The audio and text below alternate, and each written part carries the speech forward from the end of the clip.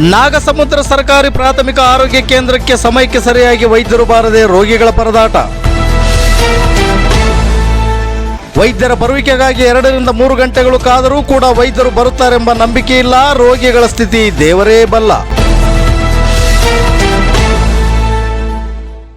ವೀಕ್ಷಕರ, ಚಿತ್ರದುರ್ಗ ಜಿಲ್ಲೆ ಮೊಳಕಾಲ್ಮೂರು ತಾಲೂಕು ನಾಗಸಮುದ್ರ ಗ್ರಾಮದ ಸರ್ಕಾರಿ ಪ್ರಾಥಮಿಕ ಆರೋಗ್ಯ ಕೇಂದ್ರಕ್ಕೆ ಸಮಯಕ್ಕೆ ಸರಿಯಾಗಿ ವೈದ್ಯರು ಬಾರದ ಹಿನ್ನೆಲೆಯಲ್ಲಿ ರೋಗಿಗಳು ಅಲೆದಾಡುವಂತಾಗಿದೆ. ಈ ಆಸ್ಪತ್ರೆ ವ್ಯಾಪ್ತಿಗೆ ಸುಮಾರು 10ಕ್ಕೂ ಹೆಚ್ಚು ಗ್ರಾಮಗಳು ಒಳಪಡಲಿದ್ದು, ವೈದ್ಯರ ಬರುವಿಕೆಗಾಗಿ 2ರಿಂದ 3 ಗಂಟೆಗಳು ಕಾಯಲೇಬೇಕು. ಆದರೂ ಕೂಡ ವೈದ್ಯರು ಬರುತ್ತಾರೆ ಎನ್ನುವ ನಂಬಿಕೆ ಇಲ್ಲ.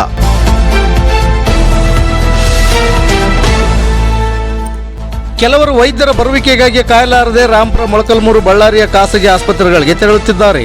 ಇಲ್ಲಿನ ಚಿಕಿತ್ಸೆಗೆ ಬೇಕಾದ ವೈದ್ಯೋಪಕರಣಗಳು ಇದ್ದರೂ ಕೂಡ ಇಲ್ಲದಂತಾಗಿವೆ.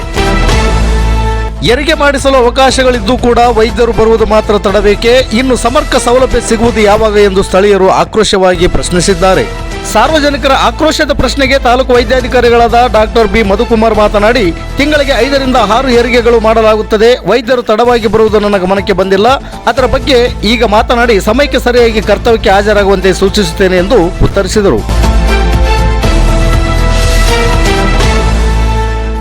ವರದಿಗಾರರು ಸೋಮಶೇಖರ ಭಟ್ರಳ್ಳಿ. ಇದು ಗರುಡ ನ್ಯೂಸ್. ನಾನು ಮಲ್ಲೇಶ್ ಕಮತೂರು.